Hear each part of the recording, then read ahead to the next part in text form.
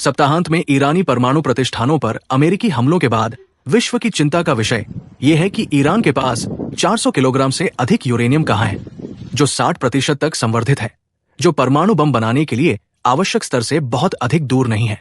संयुक्त राष्ट्र परमाणु निगरानी संस्था, अंतर्राष्ट्रीय परमाणु ऊर्जा एजेंसी IAEA ने भी कहा कि अमेरिकी हमलों के बाद अब उसे ईरान के यूरेनियम के स्थान का पता नहीं है।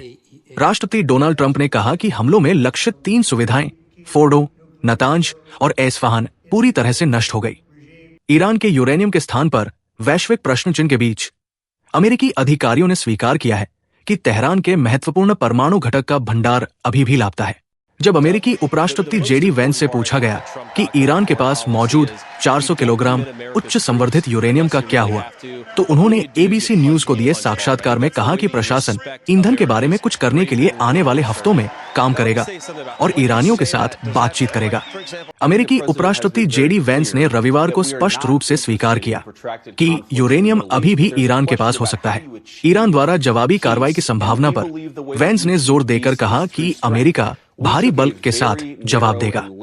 मुझे लगता है कि ईरान कैसे जवाब देता है ये अंततः उनके पाले में है, लेकिन अगर आप देखें कि हमने क्या किया तो ये बहुत सटीक था, हमारे उद्देश्य के लिए बहुत ही संकीर्ण रूप से तैयार किया गया था, और अगर ईरानियों ने इसका विस्तार करने का फैसला किया तो ये अंततः उनका निर्णय है और संयुक्त राज्य अमेरिका के राष्ट्रपति उसी तरह जवाब देंगे।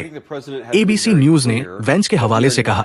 वैंस ने कहा कि अमेरिकी राष्ट्रपति डोनाल्ड ट्रंप मध्य पूर्व में एक लंबे संघर्ष में रुचि नहीं रखते हैं। अमेरिका ने शनिवार को बंकर बस्टर बमों का उपयोग करके 3 ईरानी परमाणु स्थलों फोर्डो, नतांज और एस्फहान पर हमला किया। राष्ट्रपति डोनाल्ड ट्रंप ने ईरान से संयुक्त राज्य अमेरिका, इजराइल और दुनिया के लिए ऐतिहासिक क्षण के बाद युद्ध को समाप्त करने के लिए सहमत होने के लिए कहा। हमलों की पुष्टि करते हुए अमेरिकी राष्ट्रपति ट्रंप ने सबसे पहले ट्रुथ सोशल पर पोस्ट किया, हमने ईरान के 3 परमाणु स्थलों पर अपना बहुत सफल हमला पूरा कर लिया है, जिसमें फोर्डो, नतांज और एस्फहान शामिल हैं। सभी विमान अब ईरान के हवाई क्षेत्र से बाहर हैं। प्राथमिक स्थल फोर्डो पर बमों का पूरा पेलोड गिराया गया। सभी विमान सुरक्षित रूप से अपने घर के रास्ते पर हैं।